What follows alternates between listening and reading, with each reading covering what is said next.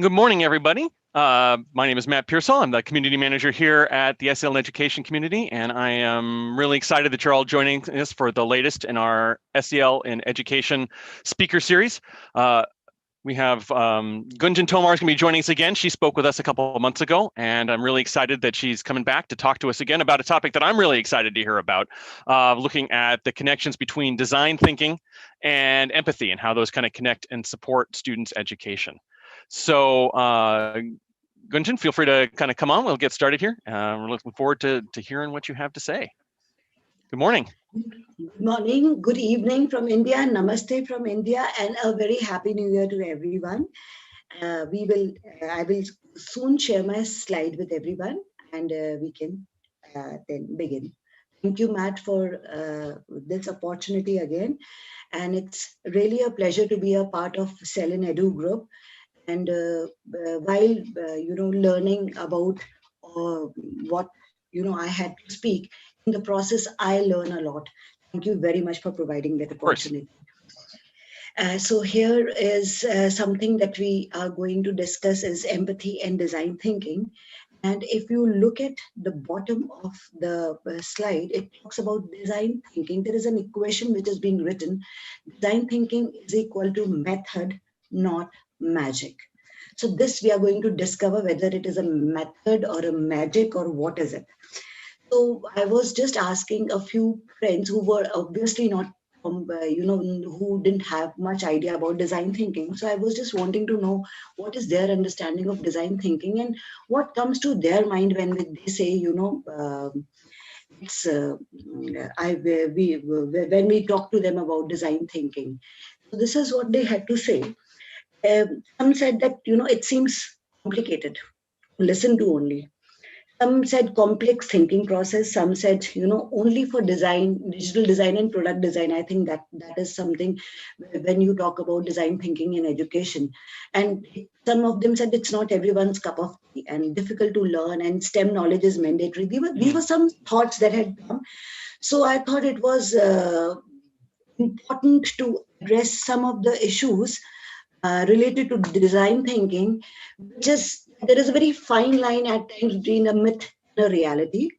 To be on the same page in terms of understanding, this was something that I thought as an example of myth and reality that Isaac Newton discovered gravity. I'm so sorry. It has, give me 1 minute. I'm not able to share my screen. Isaac Newton discovered the gravity when the apple fell on him. The reality was the apple fell to the ground next to him. Its fall helped him to understand gravity. So there's a very fine line between myth and reality. So I thought there were three aspects which I thought, we can discuss about here. Was the first myth was, design thinking is only for creating new products. But the reality is, this remains one of the biggest design thinking myth. It's the one that the forward-looking IT organizations are quickly disapproving. Design thinking can be applied for services, processes, strategies, scenario development, and project road making sessions as well. It can be used wherever there is a need to find innovative solutions. This is what Yugal Joshi, the vice president of this group, had to say when this question was asked about, design thinking is only for creating new products. Another myth is it's time consuming. The focus here is to identify the real need. And when you talk about identifying the real need, it can only be identified by giving it a substantial time to understand and empathize with. You are designing solutions keeping in mind the client's or the user's perspective, and eventually you get their buy-in. The magic is the quality of result you get. By understanding the person's problem, you are able to address it better, to be able to find an accurate or an appropriate solution as per the need of the user. So that's the reason it is time consuming and it's worth. So is time well spent, because solving the wrong problem is expensive and undoing it takes a lot more time. So the best bargain is to spend more time in understanding and empathizing. So that's where empathy comes into picture. Myth versus reality. Another is you should rewire your mind and redo everything to be able to know what design thinking is. It's just like the first time you are learning dance, and you don't go with the expectation that what is going to happen in the near future, and you will be the creator of a new dance form. You don't go with that kind of expectation. You are learning it, and with every opportunity to practice it helps you to evolve one step forward of what you were. So take it as a redefining your expectations. Don't think that if I do it, if I practice it, I can master it within a day, or it's impossible to do it. So I think that saying goes very well with this myth that practice makes you perfect. Practice makes a man perfect. So practicing it and small changes to make powerful impacts.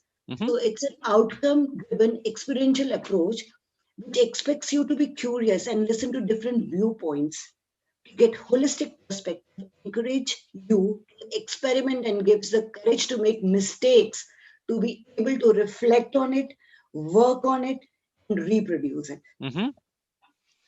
Thinking. What does design thinking means? Oh gosh, thinking like a designer can transform the way you develop products, services, processes, and even strategies.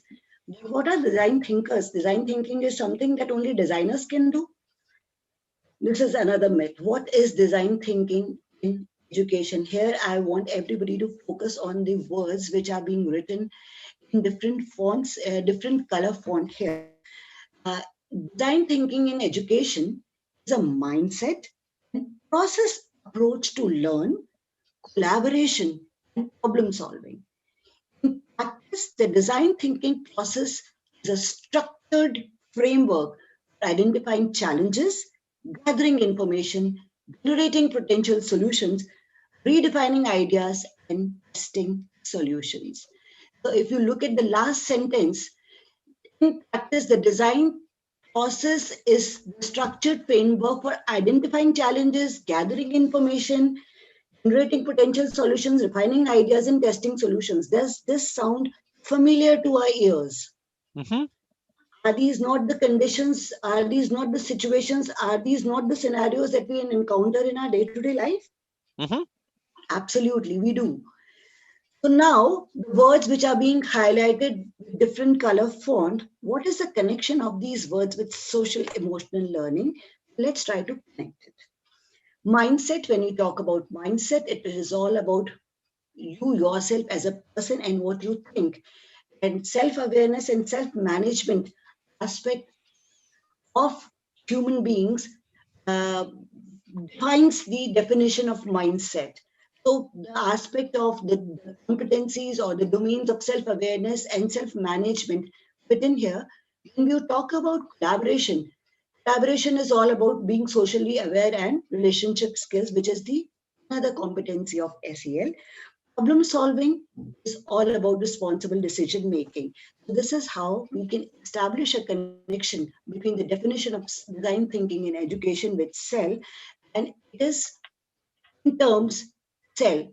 It's very, very beautifully defines SEL, social emotional learning. Another scenario to understand design thinking. Let's try to understand this. The public rejected our new chili pepper and mustard sauce. The team was devastated.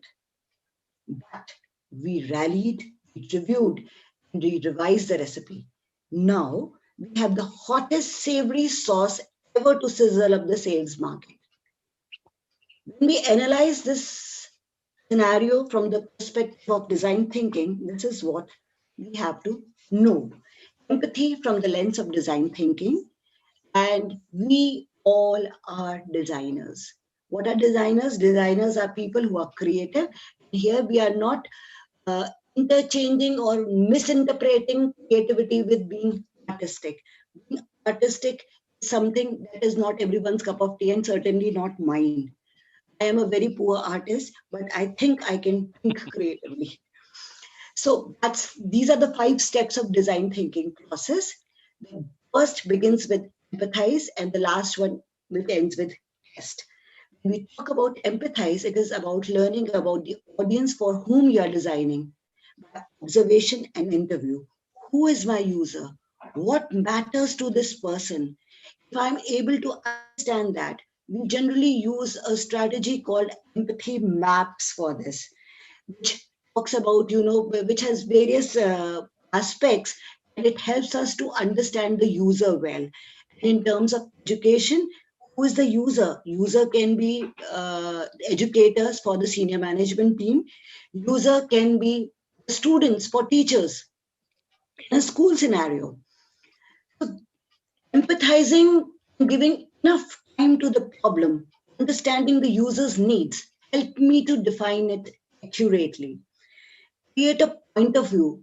I'm creating a point of view based on my observations, my interpretations, and my understanding by spending substantial amount of time understanding the needs of the user. Then ideate is all about brainstorming and coming up with as many creative solutions as you can. Prototyping is build a representation of one or more which are best suited solutions as per you according to the problem you have in hand. Mhm. And testing can only be done by the person who needs it. You and me are not the people if we are not the user. So XYZ cannot define it. My needs, my product, I am the one. I need to say, whether it is up to my needs or not, whether it is fulfilling the criteria of all my needs or not, what worked, what didn't work. Humans,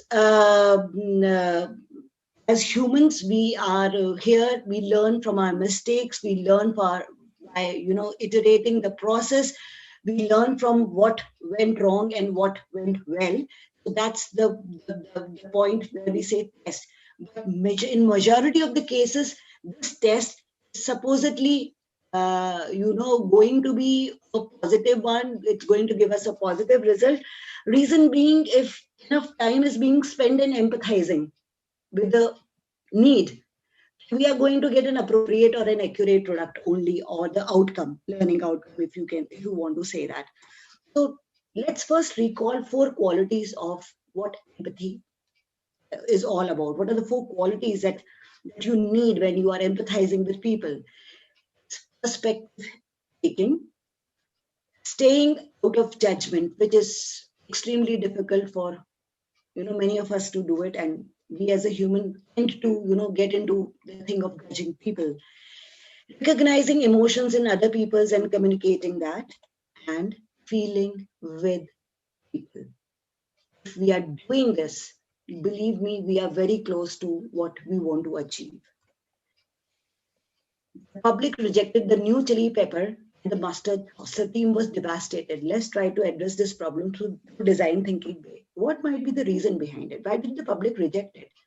What are the things that come to your mind, or what are the things that when this company kind of did R&D about why the product failed? What were the possible things that came to the mind? There were some questions here. Did the company research about the need of the product in the market? Did the company research about the needs of customers? Did the company bother to know who were the target customers, who were they designing the product for? And did the company spend enough time to check out its competitors in the market and the strategy to deal in terms of price, packaging, etc.? So what are these questions? What are these questions when we are trying to identify the need of the product? This is all empathy. This is all trying to understand the problem by delving deeper into the problem. And this empathy helps them to understand and redefine the problem to be able to address it accurately. And what do you think has happened here? They rallied, they reviewed, they revised the recipe. Why? On the basis of the customer feedback, on the basis of the targeted customers that they were launching their product for. Now we have the hottest savory sauce I were to sizzle up the sales chart, they have got the desired outcome or the product right fitting into the needs of the customers. Let's flip this situation to a classroom situation now. My class didn't respond to learning well today, and it's not a happy feeling to have. Certainly, it's not a happy feeling for any of the educator to have when we are expecting our class to respond well with learning engagement that we had thought will be a hit in the class. But we rallied, we reviewed, and revised the recipe of teaching today. We checked the moodometers reading today and changed our pen and paper assessment to a quiz game. Students responded well. What do you think had happened here? My class didn't respond well to learning. Did I try to find out how students were feeling today? What were the signals to understand this? Did I gauge their mood? Did I approach the learning with flexibility? What is all this in the process of reflecting? What is all this when I'm trying to reconsider and when I'm trying to recreate the scenario again? This is all about empathy, understanding the situation. Had this been done earlier, I think this would be the result we would have got. What do you think has happened here? But we rallied, we devised the recipe of teaching today. What did we do? I went back, I started thinking what has happened, what was the scenario, how was student responding to when I had come up with the thing of, we are doing to do this interesting activity followed by a pen and paper test.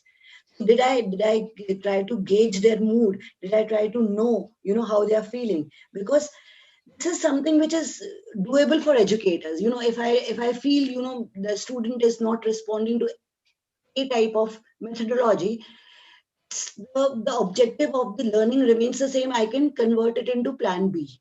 That's easy because we being educators, we are, handling it on the ground. That's the reason it's easy. So it would have been easy. And that's how, design thinking approach. When they empathize with the scenario, they try to understand, they were able to define, they were able to understand what the problem was. And then when they reworked it as per the definition, as per the defined parameters, they were able to test it. And when they tested it, student responded well. So this was a validation that, whatever the process was up to the mark. Mm-hmm. Why design thinking in every classroom develops empathy and might save the world? The initial idea have value and might directly or indirectly spark improved outcomes. A significant time empathizing with the recipient of the outcome means a more successful project. Designing outcomes based on the needs and thoughts of the outcome recipient and rapid iteration of the prototypes with regular feedback from others can be used as a developmental tool. That is all from my side today. Hope you understood. And I think second session, what we can do is we can have some examples from the classroom of, how this is being addressed in classrooms. Thank you so much, Matt. No, and thank you, Gunjan. That was great. And like Gunjan said, we're going to be picking this up next week, so you can join us again next week. We'll be doing part 2 of this conversation, and I'm really looking forward to it. I think that just listening to this right here, I saw so many connections to a lot of different things that we talk about in education. I saw connections to service learning projects. I saw connections to a growth mindset. I really appreciated at the end how you talked about how it's about a teacher's mindset and a teacher's approach to design thinking.